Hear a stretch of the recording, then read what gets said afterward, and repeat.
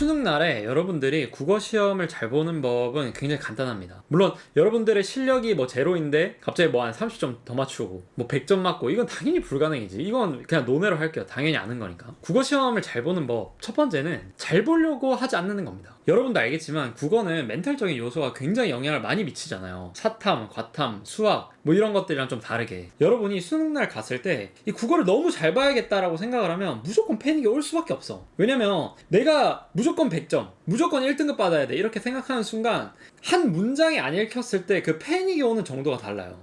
오히려 내가 그냥 내 실력 정도만 나왔으면 좋겠다, 딱 내 실력만큼 요 정도로 좀 가벼운 마음을 가지고 있어야지 문장이 막히고 선지가 하나둘 안 뚫리더라도 그래 오케이 하고 침착하게 대응이 가능해지는 거지. 엄청나게 여러분들이 욕심을 부리고 감정적으로 흥분돼 있는 상태에서는 뇌가 이성적으로 돌아가지 않아. 특히나 수능같이 어떤 일이 벌어질지 모르는 그런 랜덤한 상황에서는 더욱더. 그 다음 두 번째는 여러분들이 남은 기간 동안은 진짜 거의 매일 그냥 활자를 보고 있어야 돼. 글이랑 항상 친숙해져 있어야 돼요. 특히나 등급대가 걸쳐있는 학생들, 뭔가 23, 23 이렇게 나오고 또는 1, 2, 1, 2 이렇게 나오는 애매한 등급대에 있는 학생들은 이 감 때문에 등급이 바뀔 수 있어. 수능날에 자기가 안정적으로 어떤 등급이 나오고 있지 않은 학생들은. 그래서 저는 재수할 때 마지막에 진짜 내가 일어났을 때부터 집에 걸어올 때까지 그냥 어떤 글이든 읽었어. 내가 만약에 공부를 좀 하기 싫은 날이야, 그럼 뭐 책 아무거나 내가 좋아하는 주제로 끼고 걸어가면서 보고 있고, 그 문장들이 모이고 모이면 결국에 남들보다 여러분들이 남은 기간 동안 한 3, 4일을 더 국어 공부하는 시간을 확보하게 되는 거예요. 이게 여러분들이 쉬는 시간마다 휴대폰 잠깐씩 보잖아요. 그렇게 봐도 나중에 자기 전에 스크린타임 확인해보면 3, 4시간 흘러가 있지. 그 시간을 활자 읽는 걸로 채운다고 생각해봐요. 그러면 내가 정식 국어 시간 3시간으로 잡는다고 해도 나머지 그런 짜투리 시간을 전부 다 글 읽는 데 쓴다면 적어도 나는 5시간, 6시간을 남들보다 국어 공부에 쏟는 거기 때문에 여러분들의 활자에 대한 감이 더 좋아질 수밖에 없어. 그리고 지금 시기에는 내가 뭔가 국어 됐다고 생각해가지고 비중 줄이는 학생들도 있기 때문에 그런 학생들이 이제 감 떨어져서 빈자리 생긴 곳에 내가 만약에 1등급으로 들어가고 싶다, 그러면 지금 아주 그냥 짜투리 시간 때 무조건 활자를 보고 있어야 돼. 그래서 진짜 여기서 내가 말하고 싶은 게, 남은 기간 동안 휴대폰 좀 하지 마요. 인터넷 하지 말고 그 휴대폰 좀 하지 마. 내가 지금 보면 지금도 인스타를 하는 애들이 있어. 이 시기에. 물론 뭐 24시간 동안 공부만 하라는 건 아니죠. 눈 떠 있는 내내 공부만 하라 이런 뜻은 아닌데, 여러분들이 공부 외에 다른 것들이 머릿속으로 들어올 만한 그런 건덕지를 만들지 말라는 거예요. 남은 기간 동안에는. 차라리 내가 힘들어 그럼 멍을 때리세요. 인스타를 보고 여러분들이 뭔가 커뮤니티 활동을 하고 또 뭐 유튜브를 보고 하는 것들은, 이 영상도 유튜브지만 정말 도움이 안 됩니다. 이 영상만 보고 바로 끄세요. 알겠죠? 근데 꼭 이런 말 하면 자기는 뭐 유튜브하고 인스타 이거 봤는데도 1등급 나왔다, 이런 뭐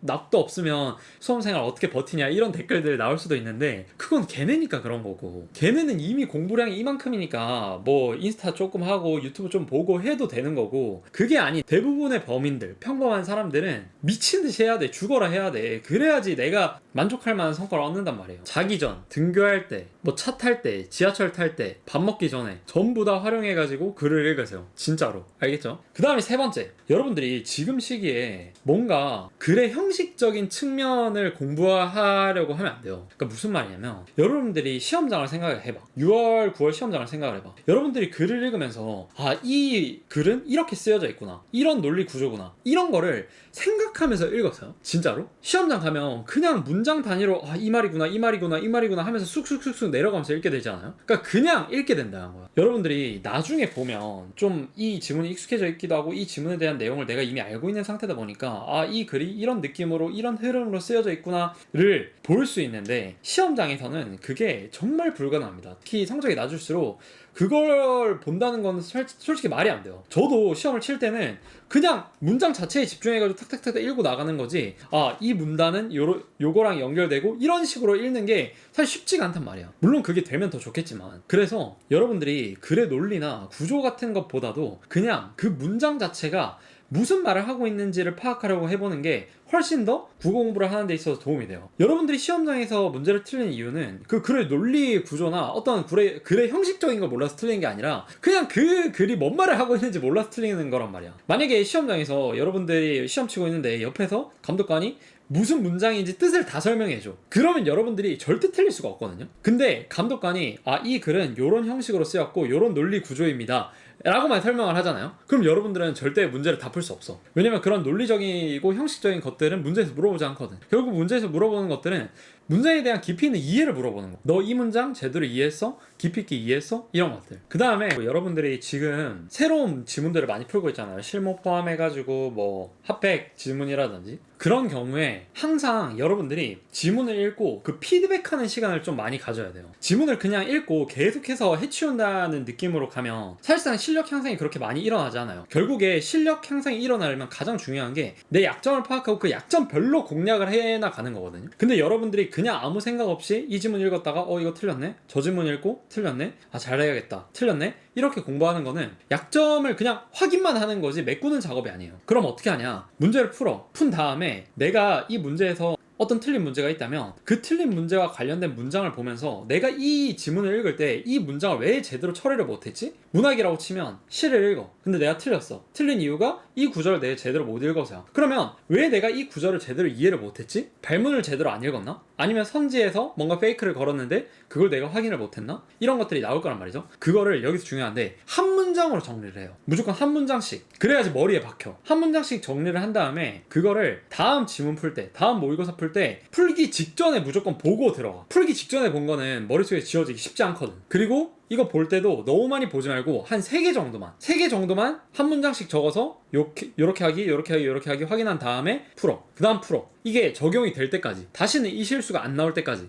그러면 그 시점에 또 다른 약점이 생기겠죠? 그거 다시 한 문장씩 적고 포스트잇에 써놓고 다른 지문 보기 전에 계속 보고 들어가고, 이렇게 하면서 약점을 잡아나가야 돼요. 남은 기간 동안은 여러분들이 좀 다른 공부를 해야 돼. 내가 지금까지 약점 파악 안 하고 그냥 문제 닥치는 대로 풀어왔다면 지금부터는 내가 푸는 문제들마다 발생하는 약점들이 뭔지 파악을 하고 그거를 치밀하게 없애주는 작업을 들어가야 돼요. 그 다음에 약점 파악이 됐어. 근데 내 입장에서 어떻게 이 약점을 해소해야 될지 모를 수도 있잖아요. 예를 들어가지고 뭐 보기 이 앞부분을 제대로 안 읽고 들어갔다, 이 부분을 제대로 읽고 들어가자, 이런 것들은 뭐 그냥 써놔도 내가 적용할 수 있겠지만 여기에서 불안감이 너무 강해졌다, 이런 것들은 사실 뭐 불안감에 어떻게 대처해야 할지 답이 바로 안 떠오를 수 있단 말이에요. 그런 경우에는 여러분들이 하루에 한 10분 정도씩만 그걸 고민을 3, 4일 동안 반복을 해봐요. 그러면 무조건 이렇게 해볼까? 이거 이렇게 해결해볼까? 하는 게 떠오르거든요. 시간을 두고 짧게 텐션 있게 고민을 해보는 거. 수학 공부할 때도 이게 마찬가지잖아요. 텐션 있게 짧게 끊어가지고 고민을 여러 번 해봐야 돼. 그러면 무조건 아이디어가 떠올라요. 그래서 그렇게 떠오른 아이디어들로 약점 보완하는 포스트잇을 만들고 그거대로 또 읽어보고, 이런 식으로 여러분들이 약점을 계속 보완하면서 수능날에 진짜 어이없게 틀릴 만한 부분들을 계속 메꿔줘야 돼. 그 다음에 지금 시점에 또 마지막으로 중요한 거는 6, 9월을 진짜 잘 봐야 돼요. 9월은 등급컷이 높아가지고 학생들이 뭐 중요하게 생각을 안 하는 학생들이 있는데 출제 방식 자체는 바뀐 게 아니란 말이에요. 이런 부분에서 페이크를 치고 이런 문장을 문제로 만들고 하는 그런 출제 원칙 자체는 바뀐 게 아니야. 그래서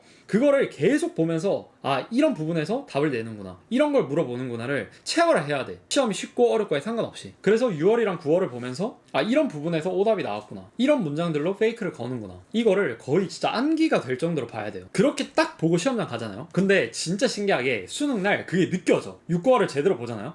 이거 9월 느낌이랑 비슷한데? 이거 6월이랑 비슷한 느낌의 문제인데 이게 느껴진단 말이야. 그러면 그때 또 심리적 안정감 얻고 스피드 있게 또 치고 나가는 거란 말이죠. 그래서 6월이랑 9월은 여러분들이 진짜 무조건 머릿속에 있어야 돼. 출제자도 6월, 9월 방식 그대로 수능이 돼요. 6월, 9월에 썼던 트릭. 왜냐면 그거는 이미 검증이 된 거니까. 올해 수능을 치는 애들한테 이렇게 되면 얘네가 틀린다, 이렇게 되면 어려워한다, 이런 것들은. 그래서 막판까지 6개월 시험지 제대로 보기. 아시겠죠? 지금 아마 대부분의 학생들이 6개월 시험지 한 5회독도 안 했을걸? 각각? 그냥 그때만 좀 보고 또 지금은 머릿속에 사라져 있잖아요. 특히 6월 시험지 같은 경우에는 더 그럴 텐데. 아시겠죠? 자, 그러면 총평은 여기까지 하고 뭐 어쩌다 보니까 팁까지 여러분들한테 좀 더 말씀을 드리게 됐는데, 바로 그러면 질문 한번 보면서 이번 4회차 해설 시작해 보도록 하겠습니다.